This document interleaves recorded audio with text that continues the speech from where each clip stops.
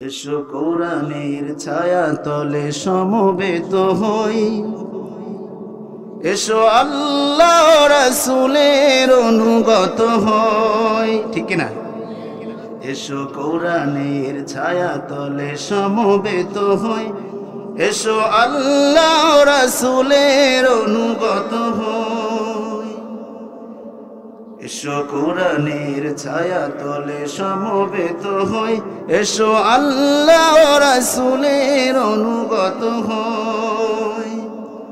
এসো আল্লাহর গুণগান করি, এসো তারি পথে জীবন গড়ি। এসো আল্লাহর গুণগান করি, এসো তারি পথে জীবন গড়ি। আল্লাহর নাম নিলে তাতে যদি সুখ মেলে, আল্লাহর নাম নিলে তাতে যদি সুখ মেলে, কেন সেই নাম ছেড়ে দূরে সরে রই, কেন সেই নাম থেকে দূরে সরে রই। এসো কোরআনের ছায়া তলে সমবেত হই, এসো আল্লাহ রাসূলের অনুগত হই। এই কোরআনের ছায়া তলে এসে কত লোক প্রাণ দিল হেসে। ঠিক না? এই কোরআনের ছায়া তলে এসে কত লোক প্রাণ দিল হেসে। কোরআনের ছায়া তলে সোজা পথ যদি মেলে, কোরআনের ছায়া তলে সোজা পথ যদি মেলে, কেন সেই পথ ছেড়ে ভুল পথে রই, কেন সেই পথ ছেড়ে ভুল পথে রই। এসো কোরআনের ছায়া তলে সমবেত হই, এসো আল্লাহ রাসূলের অনুগত হই। এসো কোরআনের ছায়া তলে সমবেত হই, এসো আল্লাহ রাসূলের অনুগত হই। আমরা মসজিদে কথা বলতে চাইছি, হক কথাগুলো আমাদের বলতে দেওয়া হয় নাই। মদের বিরুদ্ধে পড়তে গিয়েছি, সভাপতির গায়ে লেগেছে। সুদের বিরুদ্ধে বলতে গিয়েছি, সেক্রেটারির গায়ে লেগেছে। ঘুষের বিরুদ্ধে বলতে গিয়েছি, ক্যাশিয়ারের গায়ে লেগেছে। কারণ সবাই সুদখোর আর মদখোর, কথা বলা ঠিক কিনা? তাদের অধীনে চলে গিয়েছিল গোটা সমাজ, এই সমাজ ব্যবস্থা। এই জন্য এই কোরআনের সমাজ কায়েম হতে হবে। যদি কোরআনের সমাজ কায়েম না করতে পারেন, 53 বছর জ্বলেছি, আরো 53,000 বছর জ্বলতে হবে, কথা বলেন ঠিক কিনা? এই জন্য কোরআনের সমাজ চান তো আপনারা? কারা কারা চান? আবার আল্লাহকে হাত ধরে একটু দেখান। লিল্লাহি তাকবীর, লিল্লাহি তাকবীর, লিল্লাহি তাকবীর। আপনারা কি ঝিমিয়ে যাচ্ছেন নাকি? ভয় পাচ্ছেন? ভয় তো পাচ্ছেন একটু, যে হাসিনা তো ভারতেই আছে, আবার যদি ঢুকে যায়। এমনি একবার নির্দেশনা দিয়েছে, চট করে ঢুকে যাবো, ঠিক কিনা? ভয় পাওয়ার কোনো কারণ নাই, কারণ মার খেলে আমরা আগে খাবো, ঠিক কিনা? ইসলাম এত সহজ নয়। আমার নবীকে মার থেকে ছাড় দেওয়া হয় নাই। পৃথিবীতে যত নবী এসেছে সবাইকে কম থেকে বিতাড়িত হতে হয়েছে। আমার নবী বিশ্ব নবীকে তারা আঘাত করেছে তায়েফের ময়দানে, ঠিক কিনা বলেন? আপনি ইসলামী আন্দোলন করবেন আর মার খাবেন না, তা কিন্তু হবে না। বিশ্বনবী মার খেয়েছেন, আপনারও ওর মার খাওয়া সুন্নত, কথা বলেন ঠিক কিনা? আপনি মার খাবেন না, ঘরে বসে বসে ইসলাম কায়েম করবেন, তা হবে না। শান্তি এত সহজ নয়। মহাগ্রন্থ আল কুরআনুল কারীম সূরা আল ইব্রাহিম থেকে একটি আয়াতে কারিমা পাঠ করেছি। সূরা ইব্রাহিমের প্রথম আয়াত। আল্লাহ রাব্বুল আলামিন বলছেন, কিতাবুন আনজালনাহু ইলাইকা লিতুখরিজান নাসা মিনাজ যুলুমাতি ইলান নূর। আল্লাহ রাব্বুল আলামিন নবীকে বললেন, নবী, আপনার উপরে যে কিতাবটাকে আমি অবতীর্ণ করেছি তার কাজ হলো অন্ধকার সমাজ থেকে আপনি মানুষকে অন্ধকার থেকে আলোর মুখ দেখাবেন। কি দেখাবেন? এই লাইটের আলো নাকি? এই অন্ধকার কি অন্ধকার? অজ্ঞতা, মূর্খতা। ভালো জিনিসটাকে ভালোভাবে আমরা নিতে জানি না, এই মূর্খতা আমাদের ভিতরে। জ্ঞানহীন সমাজ। আসলে আমাদের এই কোরআনটাকে আল্লাহ রাব্বুল আলামিন দিলেন সমাজটাকে বিনির্মাণ করার জন্য, রাষ্ট্র কায়েম করার জন্য, ঠিক কিনা বলেন? কিন্তু আমরা কি করলাম? এই পৃথিবীতে বিশ্বনবী শান্তি কায়েম করেছিলেন ঝাড়ফুঁক দিয়ে, বলেন, তাবিজ দিয়ে, পানি পোড়া দিয়ে। আমরা এখন কোরআনকে বানিয়েছি মৃত মানুষের কোরআন, ঠিক কিনা বলেন? আল্লাহ রাব্বুল আলামিন বিশ্বনবীকে কোরআনটা দিলেন কিসের জন্য? জীবিত মানুষদেরকে শোনানোর জন্য। বিশ্বনবীকে বললেন, ও নবী, আপনি মানুষদের কাছে যান, মানুষদের কাছে গিয়ে যান আর বলেন, এই কোরআন তোমরা যেটা গ্রহণ করবা, কোরআন গ্রহণ করলেই তোমাদেরকে জান্নাত দিয়ে দেবেন কে? আল্লাহ রাব্বুল আলামিন আমাদেরকে আদেশ দিলেন কোরআনকে বাস্তবায়ন করার জন্য সমাজের ভিতরে। আজ কোরআনকে আমরা বানিয়েছি মৃত মানুষের কিতাব। যখন মানুষ মারা যায় সবাই চারপাশে বসে সুন্দর স্বরে তেলাওয়াত করি, ঠিক কিনা? আপনাদের সমাজে আছে এসব? যে মানুষ কখনো কোনোদিন কোরআন ছুঁয়ে দেখে নাই, কখনো কোনোদিন কোরআনের কাছে আসে নাই, কখনো কোনোদিন কোরআন ছুঁয়ে দেখে নাই, কোরআনের শাসন বাস্তবায়ন করা দরকার সেটাও সে জানে না, যখন সে মারা গেল তার পাশে গিয়ে কোরআন পড়লেন, আল্লাহ বললেন এই ধোঁকাবাজি আমি শুনবো না। আল্লাহর আয়াত নাজিল করলেন, ইন্না ফি যালিকা লাযিকরা লিমান কানা লাহু কলবুন আও আলকাস সামআ ওয়া হুয়া শাহীদ। আল্লাহু আকবার। আল্লাহ রাব্বুল আলামিন বললেন এই ধোঁকাবাজি চলবে না। নিশ্চয় আমি কোরআনের ভিতর রেখেছি হেদায়েত, কোরআনের ভিতর রেখেছি আমি উপদেশ। কার জন্য? লিমান কানা লাহু কলবুন, যার অন্তঃকরণ আছে, হৃদয়ঙ্গম আছে, যে জীবিত, যার অন্তর বিবেক বিবেচনা আছে, ঠিক কিনা বলেন? যে ব্যক্তি মারা যায় যার কাছে কি আপনি কোরআন শোনান, ও ব্যক্তি কোরআন শুনতে পায়?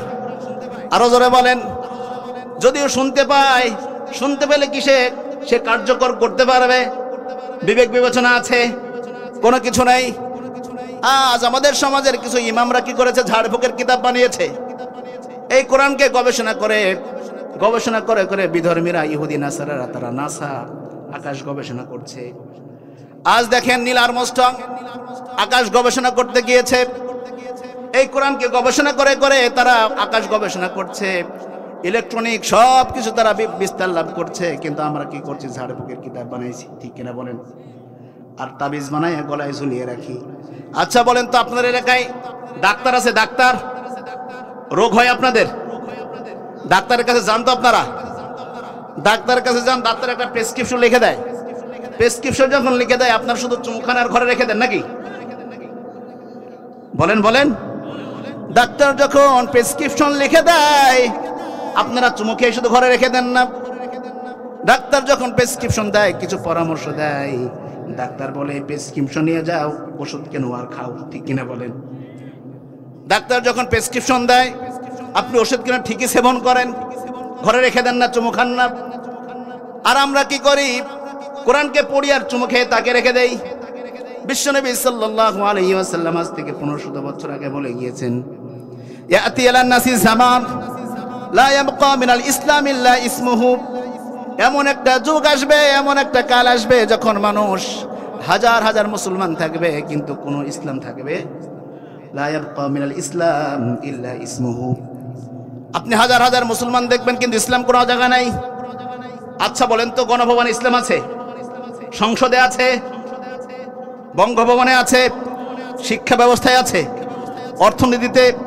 কোন জায়গায় ইসলাম নাই। হাজার হাজার মুসলমান আছে না নাই? যদি আপনাকে মুসলমান দেখতে হয় আপনি কাশ্মীরে চলে যান, সৌদি আরব চলে যান, হাজার হাজার কোটি কোটি মুসলমান দেখবেন। আপনাকে যদি হিন্দু দেখতে হয় ভারতে চলে যান, কোটি কোটি হিন্দু দেখতে পাবেন। আপনাকে যদি বৌদ্ধ দেখতে হয় পাশের দেশ মায়ানমারে চলে যান, নাই চীনে চলে যান, কোটি কোটি বৌদ্ধ দেখতে পাবেন। আপনি যদি ইহুদি দেখতে চান ইসরায়েলে চলে যান, হাজার হাজার ইসরায়েলি দেখবেন, ইহুদি। খ্রিস্টান দেখতে হলে আপনাকে লন্ডন আমেরিকাতে যাওয়া লাগবে। মুসলমান যদি দেখতে হয় সৌদি আরব কাশ্মীরে যাওয়া লাগবে। যদি হিন্দু দেখতে হয় আপনাকে ভারতে যেতে হবে। বৌদ্ধ দেখতে হলে চীনে যান, না হলে মায়ানমারে যান। আচ্ছা বলেন তো, মুনাফিক দেখতে হলে কোন দেশে যাবেন? আরো জোরে বলেন। আমাদের বঙ্গবন্ধু এটা কথা বলছিলেন, 7.5 কোটি লোক, 7.5 কোটি কম্বল, আমার কম্বলটা কই? কথা বলেন ঠিক কিনা?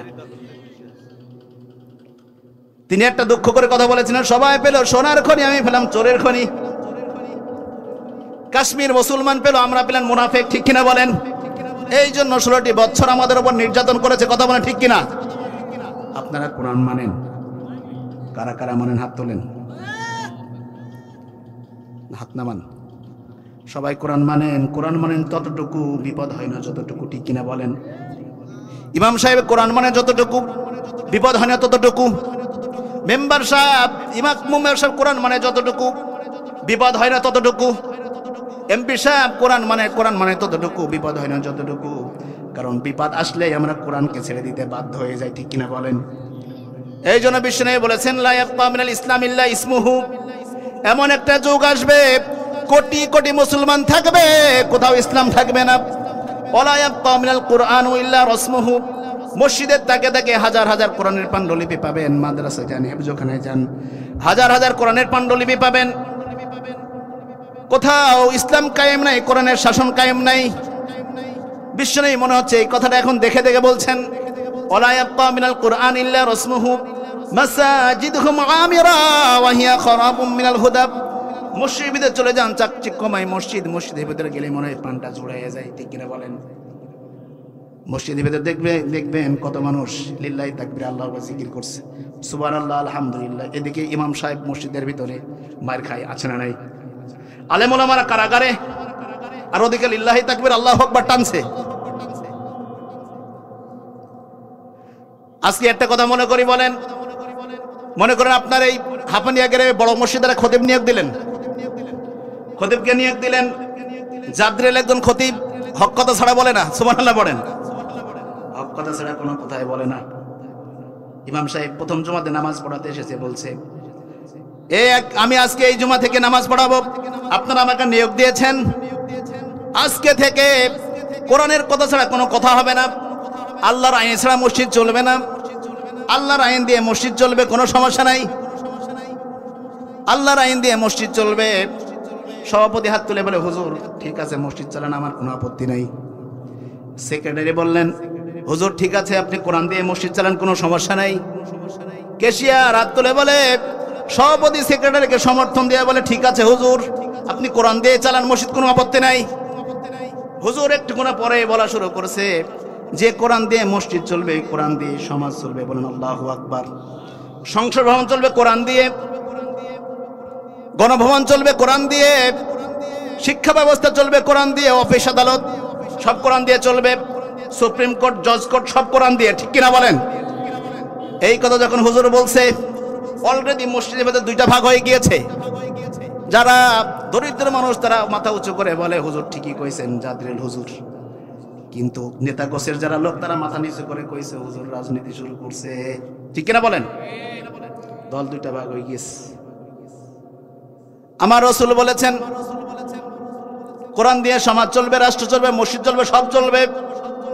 আমার রাসূল এই কথা বলেছেন। এখন যারা আপত্তি জানাইছে, তারা আমার রাসূলের আদর্শ মানে কি মানে না? আরো জোরে বলেন। রাসূলের পুরোপুরি আদর্শ তারা মানতে পারে নাই।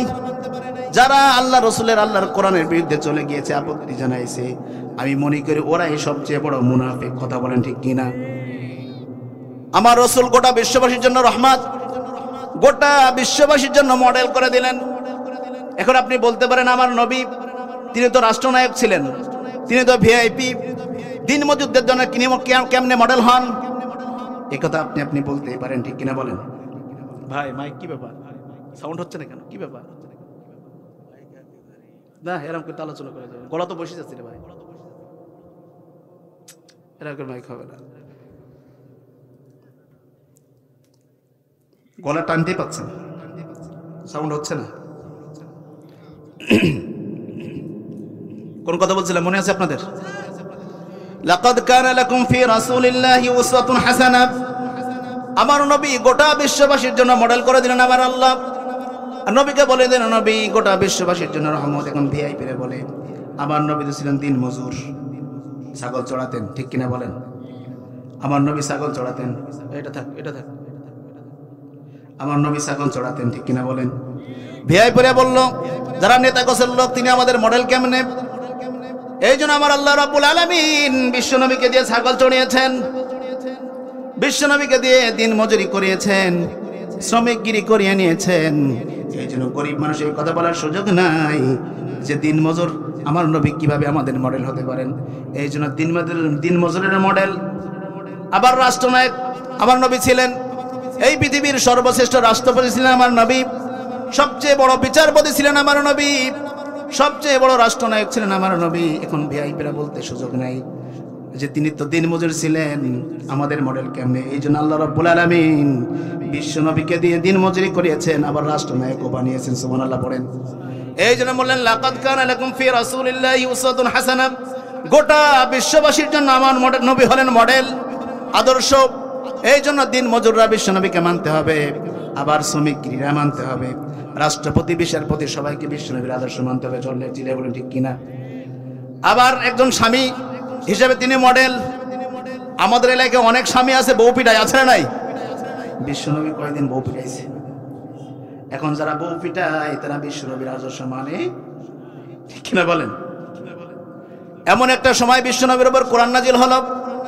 জাহিলিয়া সমাজ, বড় বড় যুগ, মূর্খতার যুগ, মূর্খতার চরম দৃষ্টান্ত তারা পৌঁছে গিয়েছিল। নিচে নামতে নামতে এমন নিচে তারা নেমেছিল, নিচে নামার আর জায়গা অবশিষ্ট ছিল না। দিনে দুপুরে বাবার সামনে কন্যাকে তারা ধর্ষণ করত, ঠিক কিনা বলেন? গুম, খুন, হত্যা, ধর্ষণ সব নিত্য নৈমিত্তিক কাজ ছিল তাদের। তিনটা জিনিস তাদের কাছে সবচেয়ে বেশি প্রিয় ছিল। একটা হলো নারী, দ্বিতীয়ত হলো মদ, আর 3 নম্বর হলো মারামারি, হট্টগোল। তুচ্ছ বিষয় নিয়ে মানুষকে মাত্র তারা দ্বিধাবোধ করতো না। নাউজুবিল্লাহ বলেন। নিচে নামতে নামতে এত নিচে তারা নেমেছিল, মানুষ আর পশুর কোনো দ্বিধাবোধ ছিল না। কে পশু, পশুর আচরণ আর মানুষের আচরণের ভিতরে কোনো পার্থক্য তাদের ভিতরে ছিল না।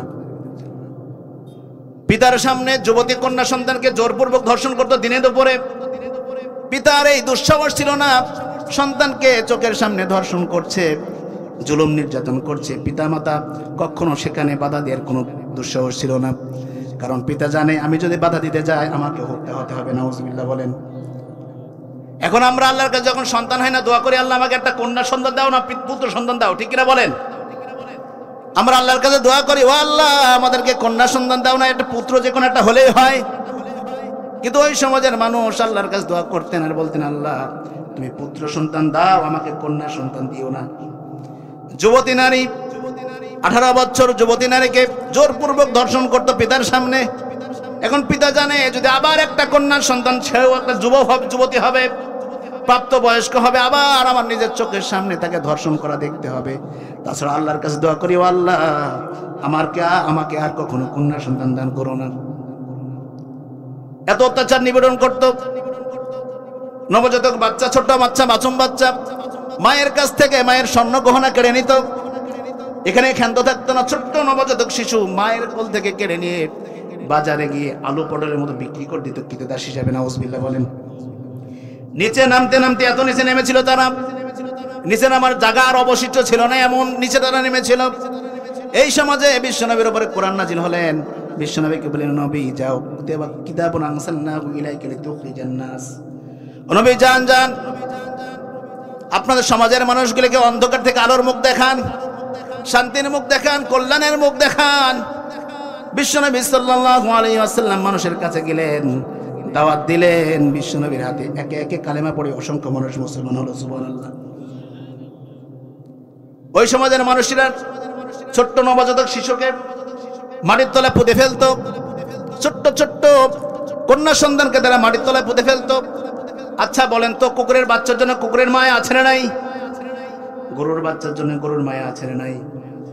শুয়োরের বাচ্চার জন্য শুয়োরের দয়া মায়া আছে না নাই? ছাগলের বাচ্চার জন্য ছাগলের দয়া মায়া আছে। কুকুরের বাচ্চার জন্য কুকুরের মায়া আছে। গরুর বাচ্চার জন্য গরুর মায়া আছে। ছোট্ট ছোট্ট মুরগির বাচ্চা যখন ডিম তোলে, যখন ছোট্ট ছোট বাচ্চা হয়, ওর মুরগির পাশ দিয়ে যখন যাবেন আপনাকে খামচিয়ে দেওয়ার জন্য চেষ্টা করে, ঠিক কিনা বলেন? কারণ সে মনে মনে ভাবে হয়তো বা আমার বাচ্চাকে সে ক্ষতি করবে। রাজহাঁসের বাচ্চা যখন হয় আপনাদের এলাকায় কি করে? পাশ দিয়ে যাবেন, খাবল দেয়, ঠিক কিনা বলেন? এটা কিসের জন্য করে? সে মনে মনে ভাবে আমার বাচ্চাকে হয়তো বা নির্যাতন করবে, নিপীড়ন চালাবে, এই জন্য সে দৌড়িয়ে যায় নিরাপত্তা দেওয়ার জন্য। একটা কথা ভাবেন, কুকুরের জন্য কুকুরের বাচ্চার মায়া আছে, ছাগলের বাচ্চার জন্য ছাগলের মায়া আছে। সেই সমাজের মানুষ তাহলে আনন্দ চিত্তে তাদের বাচ্চাকে পুঁতে ফেলতো, তাদেরকে মায়া ধরার কিছু ছিল না। আরো জোরে বলেন, ছিল কি ছিল না? তাদেরও মায়া ছিল, তাদের দয়া ছিল, কিন্তু তারা অনুপায় হয়ে পুঁতে ফেলতো মাটির নিচে। কথা বলেন ঠিক কিনা? নিজের চোখের সামনে অন্যায় দেখতে পারতো না, এতটা নিচে তারা নেমে গিয়েছিল। সেই নিচে নামার কারণে বিশ্বনবীকে বলেন, ও নবী যান, ওই মানুষগুলোকে অন্ধকার থেকে আলোর মুখ দেখিয়ে দেন। সুবহানাল্লাহ। একে একে বিশ্বনবী সাল্লাল্লাহু আলাইহি সাল্লাম কালিমা পড়ে অসংখ্য মানুষকে মুসলমান গ্রহণ করলেন, ইসলাম ধর্ম গ্রহণ করালেন। আবু বকর হাত তুলে বলেন, ইয়া নবী আমি হাজির। আলী রাদিয়াল্লাহু তাআলা বললেন, ইয়া রাসূলুল্লাহ আমি উপস্থিত। যায়েদ ইবনে হারিসা বললেন, ইয়া রাসূলুল্লাহ আমি উপস্থিত।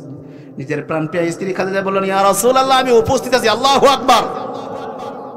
এক এক অসংখ্য মানুষ কালেমা গ্রহণ করলো। আল্লাহ রাব্বুল আলামিন মক্কার প্রান্তে কাবা চত্বর বাইতুল্লাহ একটা ঘর বানালেন। আল্লাহ রাব্বুল আলামিন ইব্রাহিমকে বললেন, ও ইব্রাহিম যাও এই ঘরকে আমার একাত্মবাদের জন্য, তাওহীদের জন্য বানিয়ে ফেলো, সংস্কার করো। আল্লাহু আকবার। আল্লাহ রাব্বুল আলামিন ইব্রাহিম আলাইহিস সালামকে আদেশ দিলেন, ও ইব্রাহিম যাও যাও তাওহীদের ঘর বানাও, সেখানে শুধুমাত্র কেবলমাত্র আমি আল্লাহর ইবাদত হবে। এই তাওহীদের ঘরটাকে আল্লাহ রাব্বুল আলামিন নিজের জন্য, একত্ববাদের জন্য, সিজদার জন্য বানালেন। কিন্তু কাফের মুশরিকেরা সেখানে 360টি মূর্তি ঢুকিয়ে সেটাকে অপবিত্র করে ফেললো। নাউজুবিল্লাহ। তাওহীদের ঘরটাকে অপবিত্র করে ফেললো তারা। এই ঘরটাকে আর তারা পবিত্র রাখতে পারলো না। অসংখ্য মূর্তি তারা সেখানে ঢুকালো। সকাল সন্ধ্যায় যায় আর সেখানে তাদের পায়ের নিচে সিজদা করে। নাউজুবিল্লাহ। আল্লাহ রাব্বুল আলামিন সেই ঘরটাকে বানালেন তাওহীদের জন্য, সিজদার জন্য, আল্লাহর একত্ববাদের জন্য। কিন্তু এটাকে ওই কাফের মুশরিক বেদিনীরা অপবিত্র করে ফেললো। নাউজুবিল্লাহ বলেন। লাত মানাত উজ্জার পায়ে তারা সিজদা দেয়। আল্লাহ রাব্বুল আলামিন বিশ্বনবীকে বললেন, ও নবী লা তুশরিকু বিল্লাহি শাইআ। ও নবী আমার সাথে কাউকে অংশীদার করা যাবে না। আমার সাথে যারা অংশীদার সাব্যস্ত করবে তাদের জীবনের সমস্ত ইবাদতকে আমি বরবাদ করে দেব। নাউজুবিল্লাহ বলেন। আজ আপনাদের এলাকার দিকে তাকিয়ে দেখেন, অসংখ্য মায়েরা আছে দীর্ঘদিন 40 বছর 50 বছর সন্তান হয় না। এ ডাক্তারের কাছে গিয়েছে, ও ডাক্তারের কাছে গিয়েছে, কেউ সন্তান দিতে পারে নাই। কারণ সন্তান দিতে পারে কে? আরো জোরে কোন? আল্লাহ ছাড়া কেউ সন্তান দিতে পারে না। ডাক্তারের কাছে গিয়ে হতাশ হয়ে গিয়েছে, কবিরাজের কাছে গিয়ে হতাশ। এখন একটা পন্থা আছে মাজার, ঠিক কিনা বলেন? মাজারে গিয়ে বাবার কাছে বলে, ও বাবা 50 বছর ডাক্তারের কাছে গিয়েছি, কবিরাজ কিছু কোনো ফায়দা হয় নাই। এখন তোমার কাছে চাই, তুমি কি বলবা সেটাই করবো। কবিরাজ কয় আমার সাথে থাকতে হবে। নাউজুবিল্লাহ। ওরা সেটাই রাজি। নাউজুবিল্লাহ কোন? নিচে নামতে নামতে কতটা নিচে নেমেছে দেখেন। আপনাদের এলাকায় কুকুর আছে? আছে কুকুর? কয়টা করে বাচ্চা হয়? আরো জোরে বলেন। 5টা 6টা করে বাচ্চা হয়। আচ্ছা বলেন তো, কুকুর কোন মাজারে যায়? কোন বাবার কাছে যায়? কারো কাছে যাওয়া লাগে না। কুকুর এত নিকৃষ্ট প্রাণী, কুকুর বুঝতে পারলো আমার সন্তান দেওয়ার মালিক একজন, তিনি কে? আরো জোরে বলেন, তিনি কে? কুকুর পৃথিবীর সবচেয়ে নিকৃষ্ট প্রাণী। সে বুঝতে পারে আমার আল্লাহ রাব্বুল আলামিন ছাড়া পৃথিবীর কোন ডাক্তার আমাকে বাচ্চা দেয় না, কোন কবিরাজ আমাকে বাচ্চা দেয় না, কোন মাজারের খাদেম আমাকে বাচ্চা দেওয়ার জন্য সমর্থ রাখে না। কুকুর বুঝতে পারলো, কিন্তু আশরাফুল মাখলুকাত ওয়ালাকাদ কাররামনা বানি আদম, আল্লাহ রাব্বুল আলামিন মানুষকে সর্বশ্রেষ্ঠ বানালেন, কিন্তু কুকুরকে তুচ্ছ করলেন। সে বাবার পায়ে সেজদা যায় আর বলে বাচ্চা দাও। নাউজুবিল্লাহ বলেন। আমাদের ভেতর শিরিক আছে না নাই? ও আবুদুল্লাহ, ইবাদত করো আমি আল্লাহ রাব্বুল আলামিন, না তুশরিকু বিহি শাইআ। আমার সাথে কুফর বাতিল, ইসলাম সত্য, কুফর মিথ্যা। বিশ্বনবী সবগুলোকে অপসারিত করা হলো বাইতুল্লাহ তাওয়াফ থেকে, বাইতুল্লাহ চত্বর থেকে, বাইতুল্লাহর ভিতর থেকে সব মূর্তিগুলোকে বিশ্বনবী অপসারিত করলেন। আর বিশ্বনবী সাল্লাল্লাহু আলাইহি ওয়াসাল্লাম অপসারিত করার পরে বিশ্বনবী সাহাবাদেরকে বললেন, এখন থেকে এই মুহূর্তে থেকে তোমরা কাবা চত্বরে গিয়ে ইতিপূর্বে যার সিজদা করতে লাত মানাত উজ্জা, এখন থেকে তাদের সিজদা হবে না, এখন সিজদা হবে কার? আর জোরে বলেন কার? আল্লাহর সিজদা হবে। সব অপসারিত করে ফেললেন বিশ্বনবী সাল্লাল্লাহু আলাইহি ওয়াসাল্লাম। কাবা চত্বর থেকে সব মূর্তিগুলোকে অপসারিত করে ফেললেন। বিশ্বনবী মুহাম্মদ রাসূলুল্লাহ সাল্লাল্লাহু আলাইহি ওয়াসাল্লাম সব মূর্তিগুলোকে যখন অপসারিত করে ফেললেন, ওই কাবা চত্বরে এখন সিজদা শুরু হলো কার? আরো জোরে বলেন কার? এই জন্য কোরআন যেখানে আছে সেখানে আলো ছটকেছে, কোরআন যেখানে না সেখানে কোরআনের শাসন বাস্তবায়ন করা সম্ভব। এই জন্য শাসন করতে হবে কার? আল্লাহর কোরআনের। কার? আল্লাহর কোরআনের শাসন দিয়েই এই বিশ্বনবী পৃথিবীকে সুন্দরভাবে সাজিয়েছেন। সুবহানাল্লাহ বলেন। বিশ্বনবী সাল্লাল্লাহু আলাইহি ওয়াসাল্লাম, আল্লাহ রাব্বুল আলামিন বিশ্বনবীকে এবার আদেশ দিলেন, নবী শিরককে দূর করে ফেললেন, এবার আপনার কাজ হলো মাদক দূর করেন। কি দূর করেন? মাদক দূর করেন। সমাজের সবচেয়ে ঘৃণিত সমাজের ভিতরে মাদকটা সবচেয়ে বড় জঘন্য। বিশ্বনবীকে বলা হলো, ও নবী শিরককে দূর করলেন, আপনার দ্বিতীয় ধাপ, দ্বিতীয় কাজ হলো মাদককে অপসারিত করেন। বিশ্বনবীকে আয়াত নাযিল করে জানিয়ে দিলেন, ইন্নামাল খামরু ওয়াল মাইসিরু ওয়াল আনসাবু ওয়াল আজলাম রিজসুম মিন আমালিশ শাইতান। আল্লাহু আকবার। ও নবী আপনি সমাজ থেকে মাদককে দূর করে দেন, হটিয়ে দেন। বিশ্বনবীর কাছে যখন আয়াত নাযিল হলো, বিশ্বনবী আলীকে ডেকে বললেন, ও আলী, আমার আল্লাহ রাব্বুল আলামিন আজ থেকে মাদককে ধ্বংস করে দেওয়ার জন্য কথা বলেছেন, আদেশ দিয়েছেন। তুমি সমাজের ভেতরে ঘোষণা করে দাও, হাররিমাল খামার, মাদককে হারাম করেছেন আল্লাহ।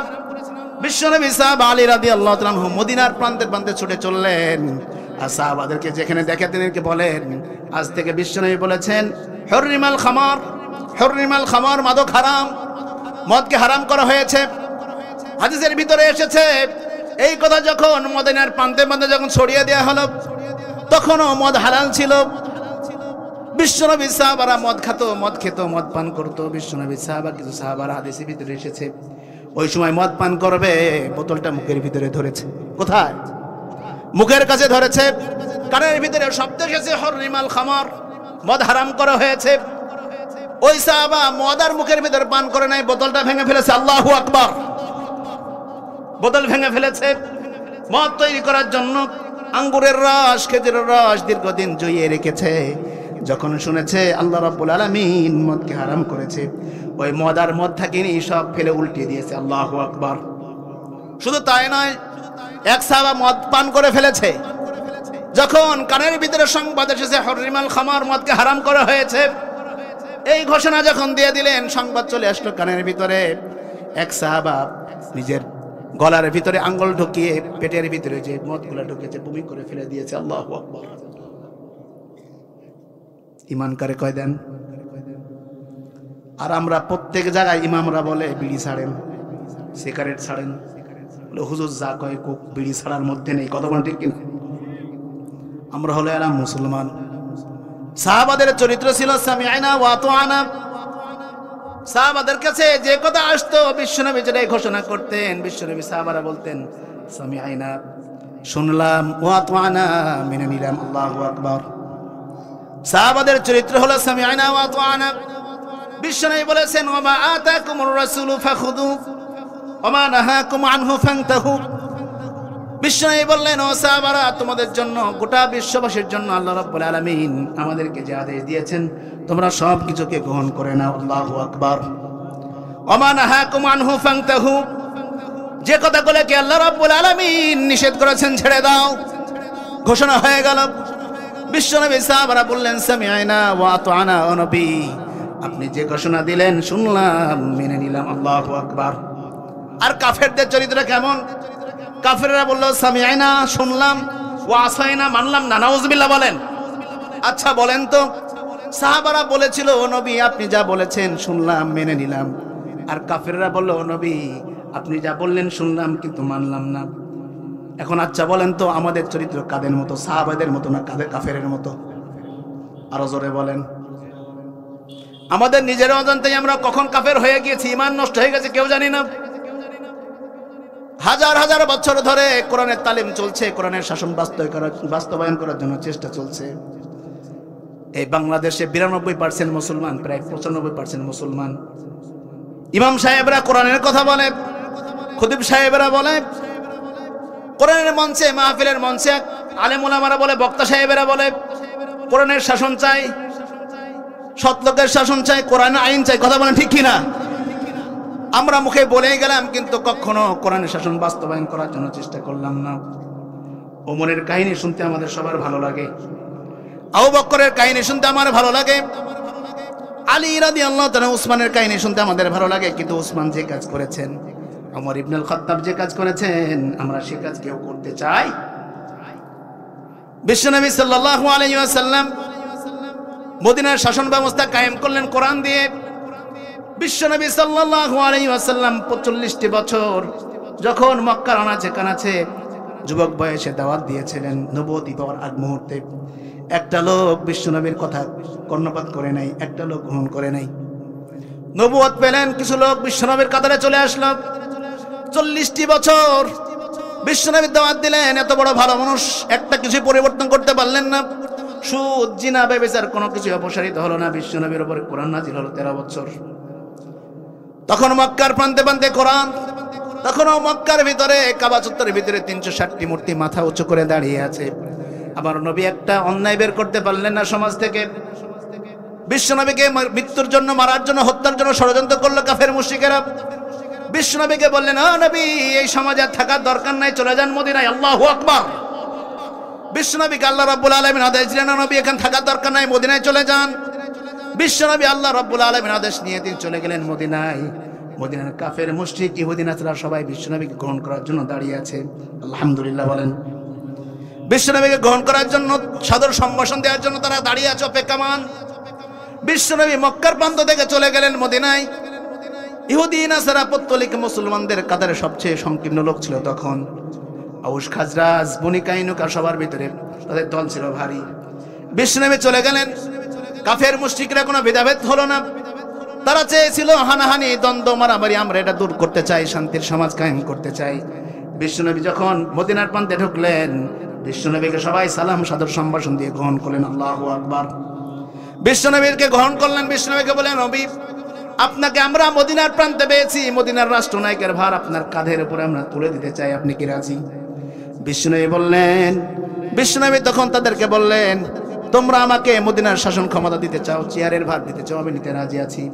কিন্তু শত শত বছর ধরে তোমরা বাপ দাদার রীতিনীতি দিয়ে সমাজ চালিয়েছো, সে অনুযায়ী হবে না। আল্লাহর কোরআন আমার উপর অবতীর্ণ করেছে, এটা যদি তোমরা মানতে পারো তখনই আমি রাজি। সুবহানাল্লাহ বলেন। বিশ্বনবীর কাঁধের উপরে কোরআনকে তুলে দেওয়া হলো। কাফের মুশরিকরা আপত্তি জানালো না, তারা শান্তির সমাজ চেয়েছিল। সুবহানাল্লাহ। বিশ্বনবীকে বললেন, নবী আল্লাহ রাব্বুল আলামিন আকাশে একটা সূর্য দিয়েছেন, এই সূর্যের আলো ইহুদির ঘরে যায়, মুসলিমের ঘরে যায়, অমুসলিমের ঘরে যায়, হিন্দুর ঘরে যায়, বৌদ্ধর ঘরে যায়, গোটা পৃথিবীকে, বেনামাজির ঘরে যায়, নামাজির ঘরে যায়, গোটা পৃথিবীকে আলোকিত করে দেয়। একটা সূর্যের আলো যদি গোটা পৃথিবীকে আলোকিত করতে পারে, আল্লাহর বানানো কোরআন দিয়ে কেন সমাজ চলবে না? সুবহানাল্লাহ বলেন। দুঃখজনক হলেও সত্য, সেদিন মদিনার ইহুদি নাসারা পৌত্তলিকেরা বলেছিল, ও নবী আপনি কোরআন দিয়ে সমাজ চালান, রাষ্ট্র চালান, কোনো সমস্যা নাই। কিন্তু দুঃখজনক হলেও সত্য, বাংলাদেশের বর্তমান তথাকথিত মুসলমান নামে কিছু কুলাঙ্গার আছে, বাংলাদেশে কোরআনের রাজ কায়েম হোক এটা তারা চায় না। কথা বলে ঠিক কিনা? তারা কারা আর আমরা কারা?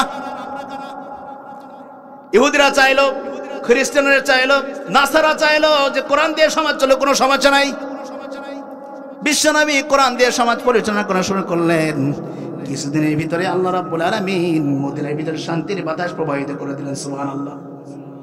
আচ্ছা বলেন তো, অর্ধ পৃথিবীর খলিফা ছিলেন একজন, তিনি কে? আরো জোরে বলেন, তিনি কে? 12.5 লক্ষ বর্গ মাইলের শাসন করেছেন। আচ্ছা বলেন তো, এত ক্ষমতাধর শাসক পৃথিবীতে আর আসছে নাকি? আরো জোরে বলেন। আসতে পারে, কিন্তু ওমর যখন শাসন কার্য পরিচালনা করেছেন, আচ্ছা বলেন তো ওমর কি নিজের মন মতো চালিয়েছেন না কোরআন মতো? আরো জোরে বলেন। অর্ধ পৃথিবীর খলিফা, তিনি কোরআন দিয়ে শাসন কার্য পরিচালনা করলেন, কোরআন দিয়ে শাসন ব্যবস্থা পরিচালনা করলেন। আজ আমরা মেম্বার হলাম, একটা ওয়ার্ড মেম্বার, কোরআন দিয়ে শাসন কার্য পরিচালনা করার ক্ষমতা আমাদের ভিতর থাকে না। কথা বলেন ঠিক কিনা? ওমর ইবনুল খাত্তাব রাদিয়াল্লাহু তাআলা আনহু কেমন শাসক ছিলেন?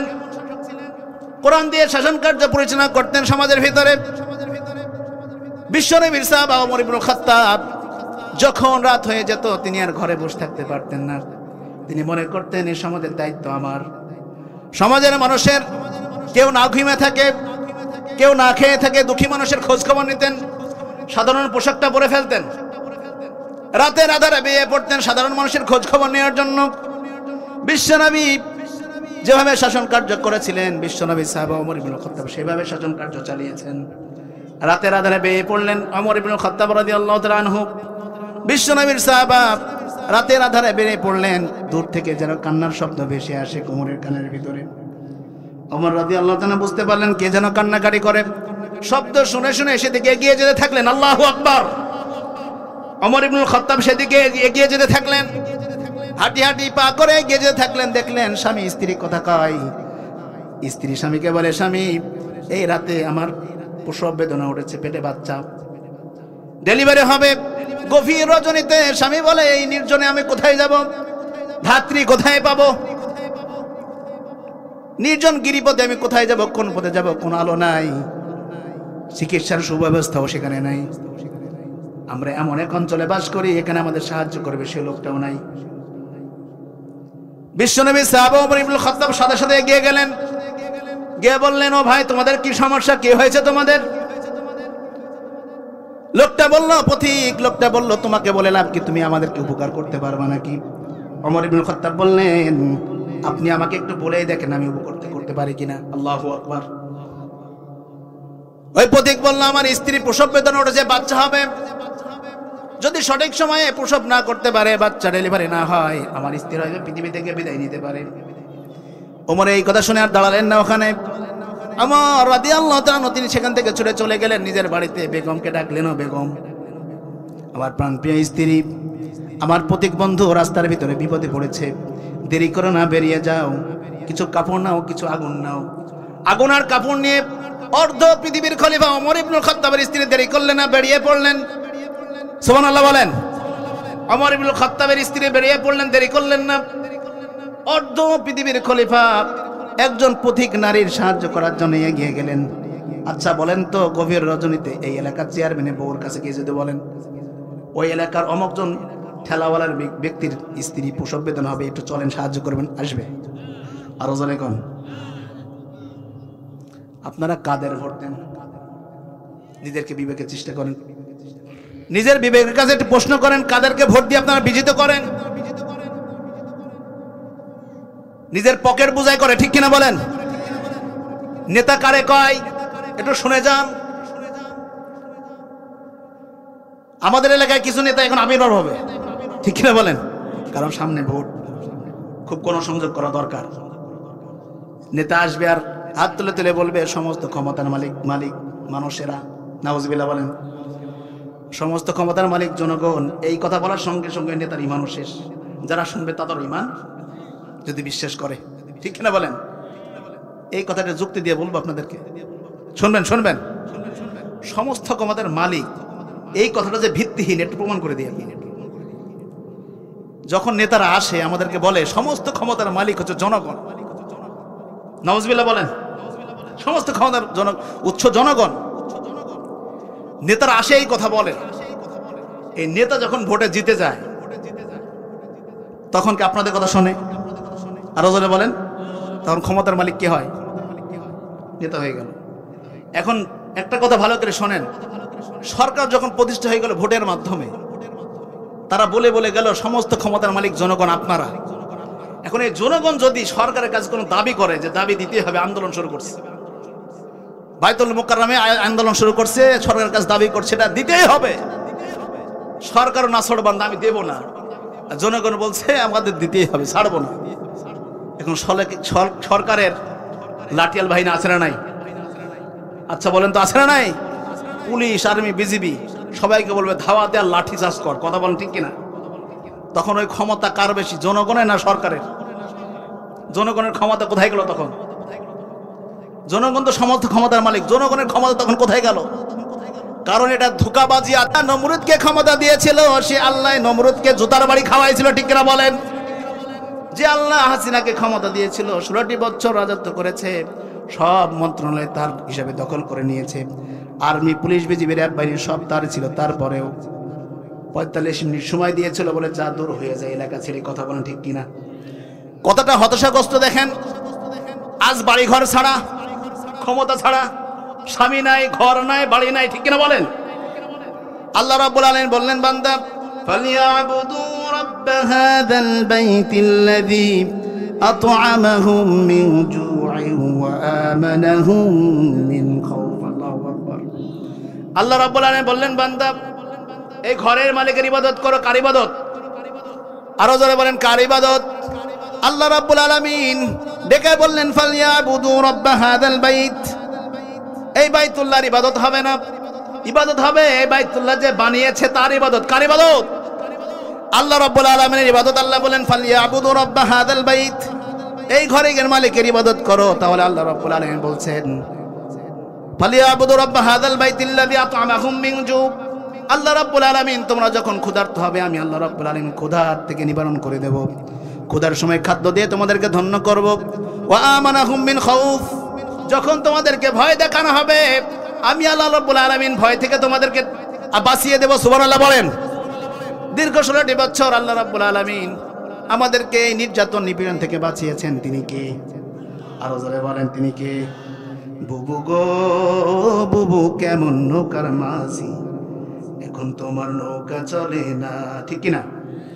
বুবুর নৌকাও নাই, বুবু নাই। ঠিক কিনা বলেন? বুবু গো ও বুবু কেমন নৌকার মাঝি, এখন তোমার নৌকা চলে না। তোমার নৌকার পাল ছিঁড়েছে তুমি তো জানো না, লগি বইটা ভেঙে গেছে খবর তো রাখো না। বুবু গো বলেন বলেন, বুবু গো ও বুবু কেমন নৌকার মাঝি, এখন তোমার নৌকা চলে না। ও স্বৈরাচারী রে, মানুষ হইয়া মানুষ মারলি গদির লাগা রে, এত পাষাণ কেমনে হইলি রে। ও স্বৈরাচারী রে, মানুষ হইয়া মানুষ মারলি গদির লাগা রে, এত পাষাণ কেমনে হইলি রে। তোর শেষটা এবার দেখা ছাড়লো, তোর শেষটা এবার দেখা ছাড়লো ছাত্র জনতা। বুবু গো ও বুবু কেমন নৌকার মাঝি, এখন তোমার নৌকা চলে না। বুবু গো ও বুবু কেমন নৌকার মাঝি, এখন তোমার নৌকা চলে না। চিল্লা বলেন ঠিক কিনা? আল্লাহ রাব্বুল আলামিন কোরআন দিয়েছিলেন পৃথিবীতে সমাজকে শাসন করার জন্য। আল্লাহ রাব্বুল আলামিন এই পৃথিবীতে অসংখ্য কিতাব নাজিল করেছেন। দাউদ আলাইহিস সালামের উপর আল্লাহ রাব্বুল আলামিন কিতাব নাজিল করেছিলেন জাবুর। কি কিতাব? জাবুর কিতাব নাজিল করেছিলেন। আল্লাহর নবী যখন দাউদ আলাইহিস সালাম জাবুর কিতাব তেলাওয়াত করতেন, মাছেরা এই দাউদ আলাইহিস সালামের জাবুর শোনার জন্য কিনারায় চলে আসতেন, নদীর কিনারায় চলে আসতেন। আকাশের পাখিগুলা দাঁড়িয়ে যেত দাউদ আলাইহিস সালামের কণ্ঠস্বরে জাবুর শোনার জন্য। দাউদ আলাইহিস সালাম যখন তেলাওয়াত করতেন, সুন্দর সুরে তেলাওয়াত করতেন জাবুর কিতাব, সব মাছগুলো কিনারায় চলে আসতো। এখন ওই জায়গায় 3টা গ্রুপ হয়ে গেল সমাজের ভিতরে। জেলেরা মনে মনে করলো এটা সবচেয়ে দারুণ সুযোগ, মাছগুলো যখন ডাঙায় চলে আসে এই সময় যদি আমরা ধরি আমাদের ব্যবসা তো জমজমাট। ঠিক কিনা বলেন? 3টা গ্রুপ হয়ে গেল। দাউদ আলাইহিস সালামকে মাছের আকুতি জানালো নবী, আমরা জানি আল্লাহ রাব্বুল আলামিন মানুষের জন্য আমাদেরকে হালাল করেছেন, আমরা তো জানি, কিন্তু অন্তত আজকের দিনে তারা যেন মাছটা না ধরে বিরত থাকে, আপনি নিষেধ করে দেন। আল্লাহ রাব্বুল আলামিন আয়াত নাজিল করে দিলেন, ও নবী সমাজের ভিতরে বলে দেন যাতে তারা সমাজের মানুষগুলা মাছ না ধরে।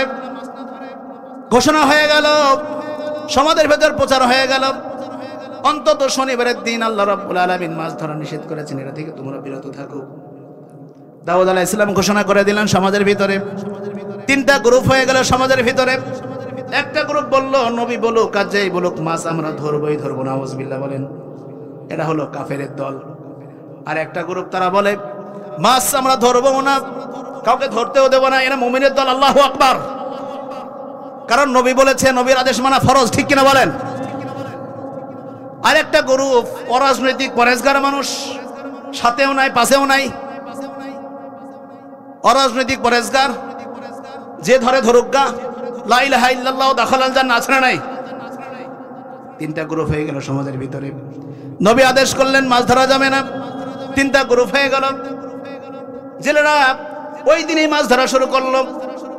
আল্লাহ রাব্বুল আলামিন 2টা জাতিকে, 2টা গ্রুপকে আল্লাহ রাব্বুল আলামিন শুকর এবং বানর বানিয়ে দিলেন। আল্লাহু আকবার। শুকর বানিয়ে দিলেন, বানর বানিয়ে দিলেন।